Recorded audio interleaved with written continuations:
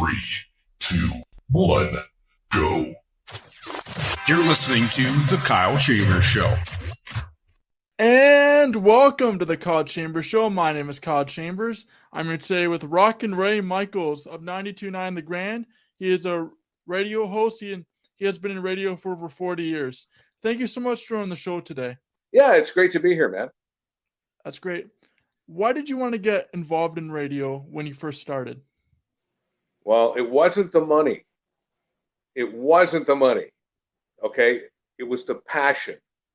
And I got involved in radio when I was 16. That was 48 years ago. So I've been rocking and rolling, doing my thing all these years. But it's the passion. See, to me, radio is theater of the mind. Television is different. Television, it's already there for you, okay? Whereas in radio, you have to create the picture, in your imagination. When you listen to the radio, I'm sure every single person thinks, what's that guy look like? What is he doing? You know what I'm saying? Yeah, it's awesome. You're definitely really good at creating that image, and I've seen you at different events in Jarvis in the winter and in the summer, and with your voice, you're able to project it and give that people the theater of the mind, get people excited to be at events. 100%. If you show the energy, if you speak the energy, if you feel the energy, the person you are talking to is going to feel the same. Okay, so that's the bottom line. It's how you present yourself, and I think that's very important. Everybody is an actor in their own way, your own personality. Again, you're creating the theater of the mind, right? Yes, and you have seen me at various events out here. And just to let you know, I have a rock and roll band. I DJ events. I make appearances. I'm live on location. I'm everywhere. And I'm a Hagertsville Lions. I'm the guy that pulled the $2 million Catch the Ace ticket. And I was very happy for the winner. That was quite an emotional night. When I pulled that ticket, man, I'll tell you, and the guy won. He's from Nanticoke. Unbelievable feeling. But I will be with my Hagertsville Lions Saturday, August the 31st at Sergeant Andrew Harnett Memorial Park, 35 Elm Street South in Hagertsville. And the Rockin' Ray Michaels Retro Rockers will hit the stage at 12 noon. So hopefully you'll be there, Kyle, and come by and say hi in person. Yeah, that'd be awesome. I actually met you a little while ago because I came and visited 92.9 The Grand and KX 94.7 with the Broadcasting, Radio, and Creative Content students. I'm a graduate of that program, and I was one of the groups that came, and I got to be on the radio a little bit, got to see what you do, and you inspired us as up-and-coming people in the industry, which is awesome. Was that the day it was like the studio was jammed with students? Was that the day? I think there was a couple of different groups, and I was in one of the groups. I think they put us in two groups, and we all went into KX 94.7, met the managers there, and then we met yourself, and you kind of took us a little tour of how the buttons on your board works and how your live in-person show works. So I'm taller than you thought, right?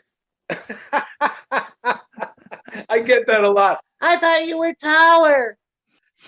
Yeah, so I remember that day. There was a lot of students that came in. I know everybody was packed into the studio. Mm-hmm. There was a lot of you there. So, yeah, very cool. Yeah. That's awesome.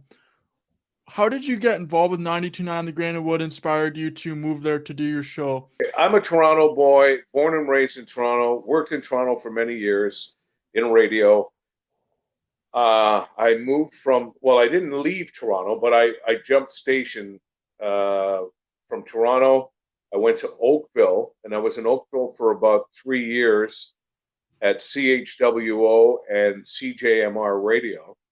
And then from there, the infamous, late to say, Nevin Grant stole me away from Oakville and brought me over to CKOC, where I spent 28 years. And then from CKOC, I was the last man standing as they cut everybody. And it was 2014. I believe it was November 2014. and I did finish the morning show, and I saw HR walk by the window. Then I saw the vice president walk through by my window, and I said, "This is the day." I knew it. I could taste it. So 9 a.m. I got called into my office. HR was sitting behind my desk and computer, and I walked down the hall, and then the vice president said, "Hey," he said, "Rock and Race, you can come on down to your office for a second." I'm like, "Okay, this is it." I knew it was happening. So I went down to the office, and I was given the word that my job was terminated. I was the last jock, and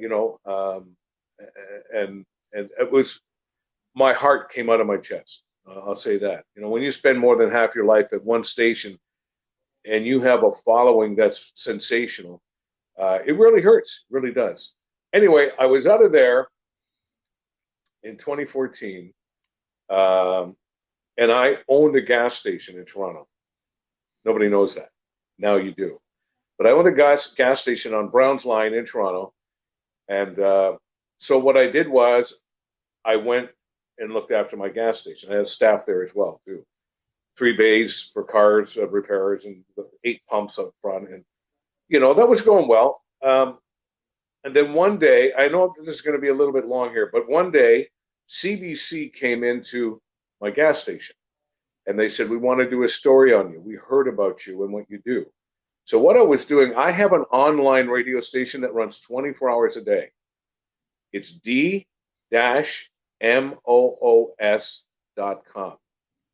Okay? That's my online station. I have jocks on the air. I was on the air from my service center. When I left CKOC, I went and did my show there live. While I was looking after the pumps and everything else, I had signs made that were on my gas pumps that said, "Rock and Ray Michaels may be on the air. He'll be with you in a minute." So people would wait for me at the pumps, right? And they could listen to me on their Bluetooth. It's really cool. So CBC did this big story. If you go on YouTube, you will see the actual footage of them shooting me in the store of my gas station and stuff. Anyway, so after that, it was about 2016, and I received a call in July. Now, I have a lot of friends that I have in radio, and Durham Radio Inc., they'd been throwing my name around for a couple of years when they heard that I had left CKOC. So they contacted me, went in for the interview. They told me how, they would like me to work for them, and offered me a job, and I gave them my demands, what I want, blah, blah, blah, blah, blah, Everything was good. Everything was great. When I said yes and signed the paperwork, they were doing backflips. So was I. I'm back in.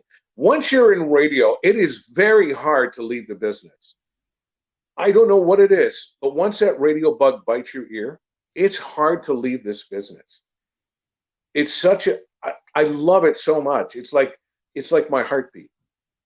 And when you leave radio, it's a hard thing. Like, I don't know how people can retire from radio. I don't ever see myself retiring. I see myself dying one day with a microphone in my hand. It's just, I don't know how else to explain it. But I'm sure anybody in radio would tell you the same thing. It's a hard business to shake, to leave. You don't realize how many people are your friends. They think of you as their friend. It's a one-on-one communication, even though you're speaking to the vast majority of people. It's a one-on-one communication. So anyway, getting back to the original question you asked me. So I went there. It was July 2016, and they hired me. It was all good. Everything's great. And then September 1st, we launched 92.9 The Grand, brand new radio station. And that was September 1st, 2016. And I'm still there, So, and I love it. I love it every day, man. You know what? I work 2 to 6 Monday through Friday. I know that sounds like great hours, but there's hours before your shift that you got to go in, and hours after your shift that you're there. You have to get things ready. I mean, I do features. I do the spin of the day with Rock and Ray, where I play a quick sample of a hit maybe a second, maybe two, and then at about 10 to 5 in the afternoon, I will play it in its entirety, but you get to go through the afternoon and try to guess what the song is. So you get bragging rights if you get it right. I do my impossible question, which I have done for a million years. Okay, I don't know how long I've been. It's that's how long I've been doing it. I do that at 3:20. At 5:30, I do a feature called "It Must Be True" if you heard it on the radio, and I'll bring you some really crazy stories, clips of crazy people, things off of TikTok. 5:45 in the afternoon, I do celebrity birthday shout-outs. So I do big celebrities, and then I do local celebrities. That's what I call my fans, local celebrities. You are a celebrity on my show. So that's what I do 5 days a week. Then I'm live on location with my road show, and I could be anywhere. I'm quite busy. Like I go, like I said, 7 days a week. So I love my business. I love what I do, and if I didn't love what I do, then I wouldn't do what I do. So there's a basic, of how I got there and what I do, kind of thing. How has radio evolved as far as technology goes since you started 48 years ago? Kyle, it's not the same. Not the same. I'm a dinosaur in the business. When I started in the business, we were playing records, which are a vinyl disc, and it goes on a metal with a felt turntable, and it plays music. It's called a record. So I was playing records back in the day. All right, and I've worked in stations where I played records, cassette tapes, cart tapes, which are similar to an 8-track tape. If you know what an 8-track tape is, they used to put them in cars. It was like a plastic cassette that you would play. And now everything is online.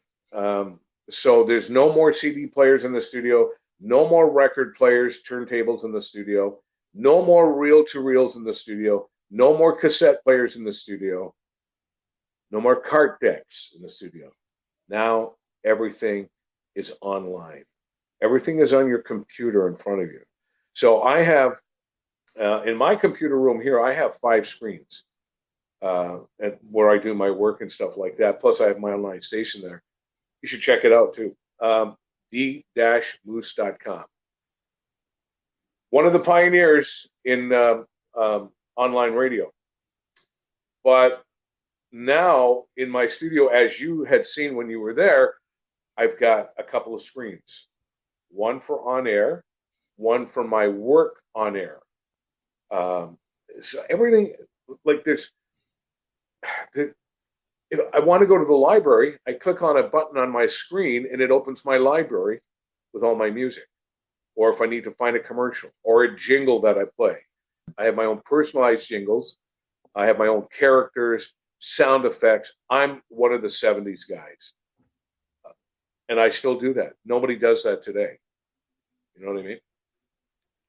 Yeah, it's great. Things have really evolved over time, and for yourself being in the business so long, realizing it's changing and evolving with podcasts and online, for you to create an online station that you have outside of your day-to-day job and be able to, even when I went down to 92.9 The Grand, I saw how the tablets worked and different buttons control it, and it was really cool to see how things have evolved.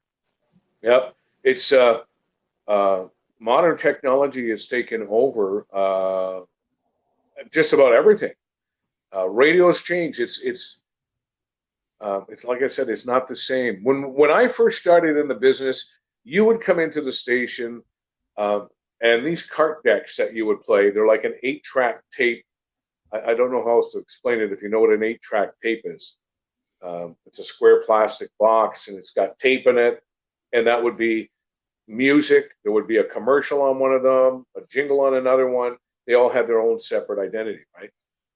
You'd come in for your shift and you'd be there in the studio probably a half hour early, stacking all these tapes up because that was going to be your first hour, or you pick your whole show as you go along. That would be music and commercials and jingles.